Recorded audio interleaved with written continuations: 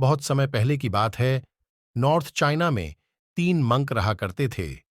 उनका नाम किसी को नहीं पता, क्योंकि उन्होंने कभी अपने बारे में किसी को कुछ नहीं बताया। चीन में आज भी उन्हें बस 3 हंसते हुए मंक के नाम से जाना जाता है। वे तीनों मंक हमेशा एक साथ रहते थे और गांव-गांव घुमा करते थे। वो जिस भी गांव में जाते, वहां की बाजार के बीचों बीच खड्डी डीढ़े होकर जोर-जोर से हंसना शुरू कर देते।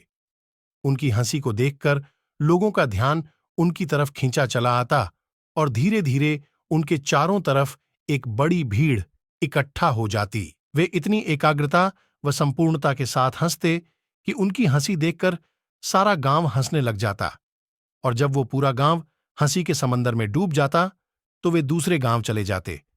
वे ना तो कुछ बोलते थे, ना ही कुछ उपदेश देते और ना ही कोई शिक्षा।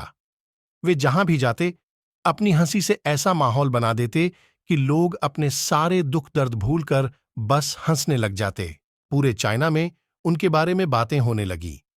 जब भी उनसे उनका नाम पूछा जाता, तो वो बस हंसते थे, और इसी वजह से उनका नाम 3 लाफिंग मंक्स पड्डीडीडीएच गया।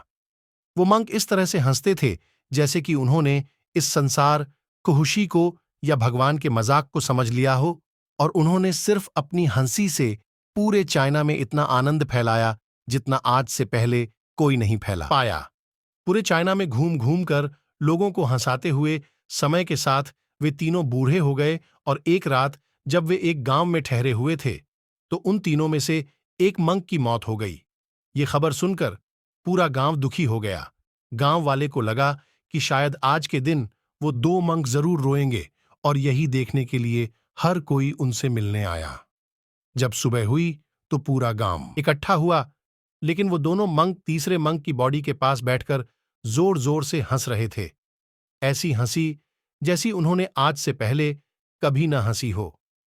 गांव के कुछ लोगों ने उन्हें समझाने की कोशिश की कि यह आपका साथी था और इसकी मृत्यु पर आपको हंसना नहीं चाहिए।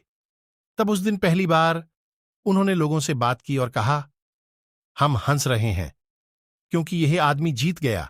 हम तीनों में शर्त लगी थी कि जो भी पहले मरेगा, बाकी के 2 उस पर जोर जोर से हंसेंगे, और इस आदमी ने आज हमें हरा दिया। हम अपनी हार और इसकी जीत पर हंस रहे हैं। इसे अंतिम विदाई देने का इससे बेहतर तरीका और क्या हो सकता है। ऐसा कहकर उन्होंने उस तीसरे मंक को चिता पर लेटा दिया। चीन में यह प्रथा थी कि जब किसी इंसान की मृत्यु हो जाती, तो उसके पुराने कपड़े उतारकर उसे नए कपड़े पहना दिए जाते थे। लेकिन मरने से पहले उस मंक ने अपने साथियों से अपने कपड़े न बदलने के लिए कहा था। उस मंक ने कहा था कि मुझे स्नान मत करवाना, क्योंकि मैं कभी अशुद्ध हुआ ही नहीं। मेरे जीवन में इतनी हंसी आई कि कोई अशुद्धता कभी जमा ही नहीं हो पाई। जब उस तीसरे मंक के शरीर में आग लगाई गई, तो आसमान में जोर जोर से पटाखे फूटने लगे। उस मंक ने अपने कपड़ों के अंदर ढेर से पटाखे छुपा कर रखे थे।